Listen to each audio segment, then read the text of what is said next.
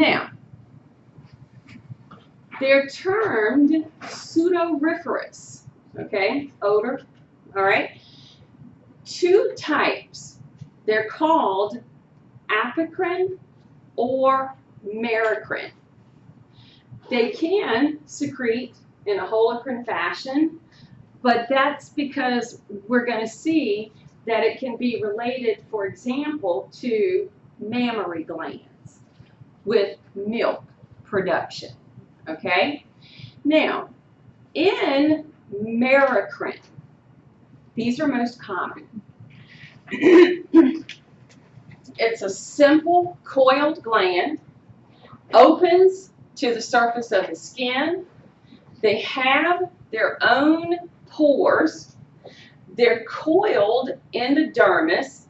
Their duct goes through the epidermis. And let's look back at our picture. When we're looking at our sweat glands, here's my merocrine. All right? So, look at what it can do. It can secrete water, salt, it could be ammonia, urea, uric acid, lactic acid. All are wastes, except for the salt. Okay? So, in sweat, for the most part, the body tries to return the salt back. Okay? These other products, yes, they are going to be excreted out. It is a way for the body to filter wastes. Nothing in comparison to the kidneys. All right? So, this would be what we think about the sweat being if we're out on a hot day, if we're exercising. This would be that type of sweat. And this is the reason that people who may do very strenuous exercises, because there is this little bit of salt that's present, if they're sweating very profusely, it doesn't all get back.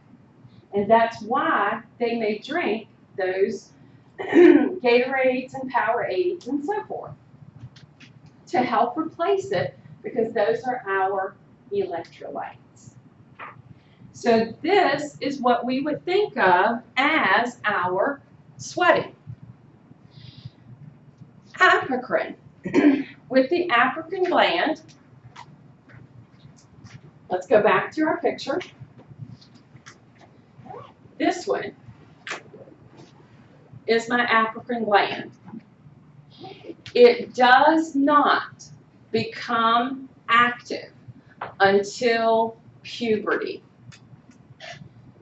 At puberty, that gland becomes active. The secretion now is organic. It is not salt-based. It's an organic compound. Now, it's odorless, okay?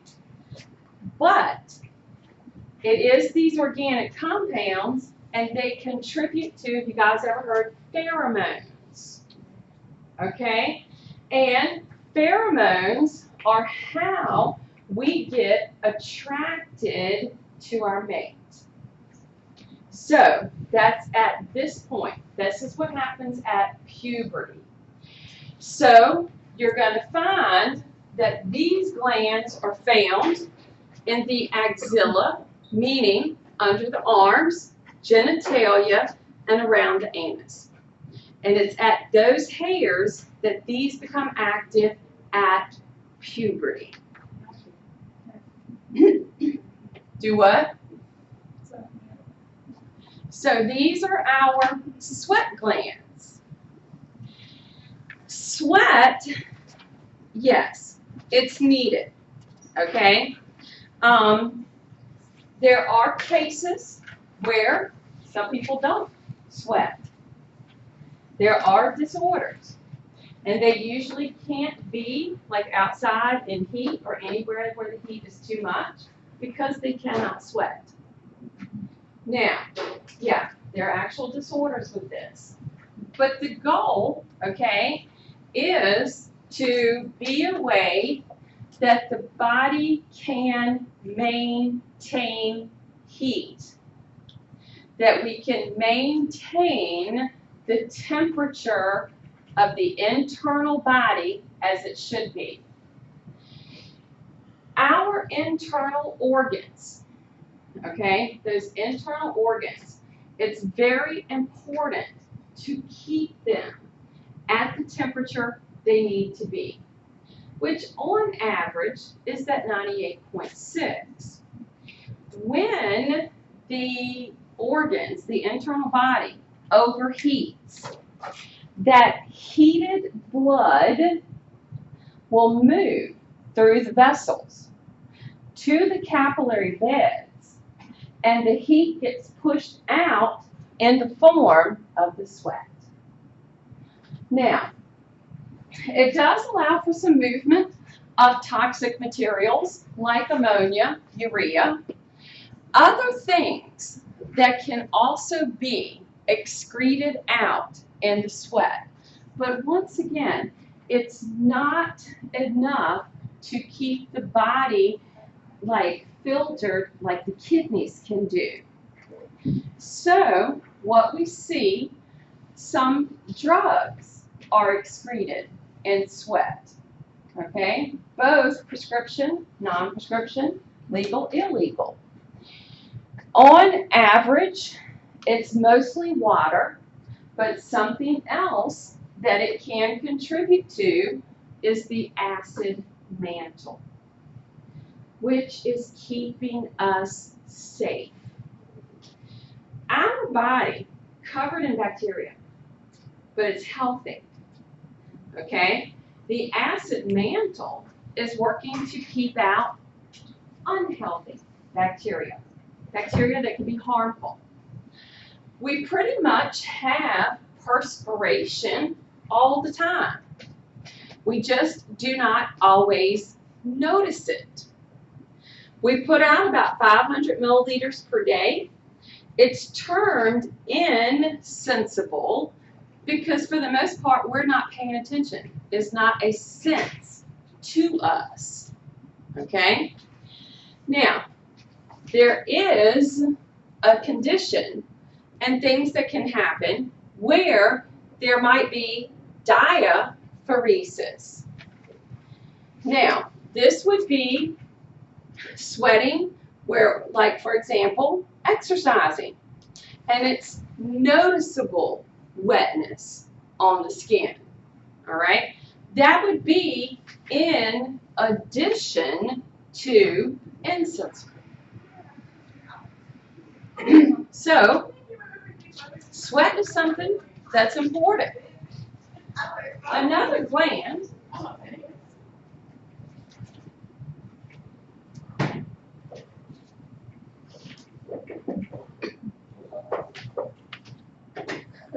that's important, ceruminous, earwax.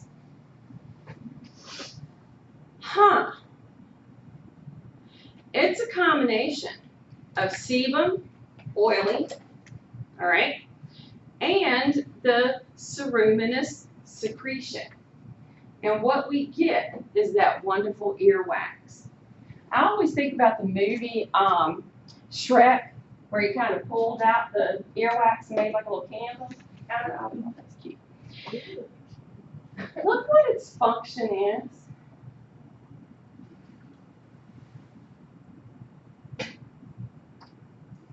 Yes, insects. The goal, keeping them from going into our ears. Oh, I know, it's horrible. Okay? Get those little bugs flying around us and boom, right in the ear, and you're just like, trying to get that insect out. Well, And guess when this really becomes important? At night, when we sleep. That would scare. Well, hopefully it could keep it out. But also think about how at night when you sleep, that's your chance of swallowing the bug that might be in the house. Just saying. Okay, because that happens. It happens. Another type of gland, mammary glands. This time, the apocrine gland, the one that becomes active at puberty, this is when, at the time, when it's time for lactation, okay, it will actually secrete pieces and cells out because that is what will make milk for the baby.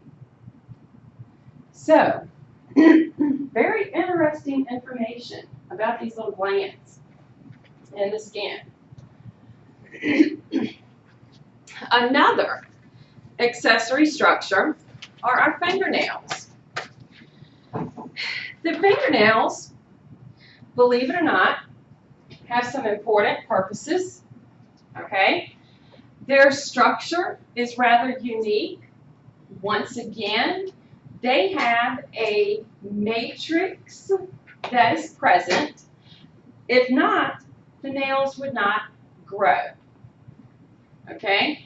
So, if we look at their structure, if this is the root of the nail, coming through right here is my matrix, which will help give rise to my nail.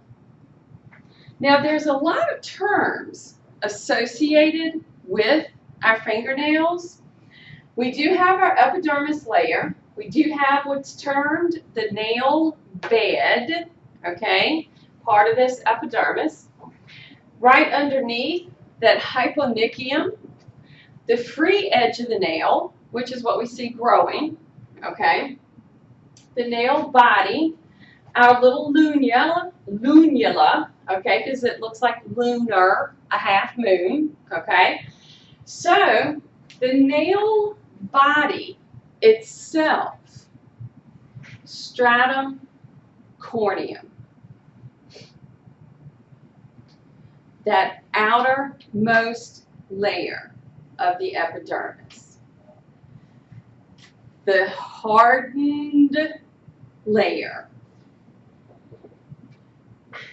The eponychium, or what we know as the cuticle, it is corneum, okay, not quite as hard, or hardened, I should say. The hyponychium is also corneum underneath the nail. It's giving protection, all right? You've got, if this is the point that we have going to the outside environment, having these corneum areas is keeping outside material from getting in. Does that make sense? And of course, we've got the matrix and the nail root. Nails grow continuously, unlike hair. They grow about 0.5 to 1.2 millimeters per day.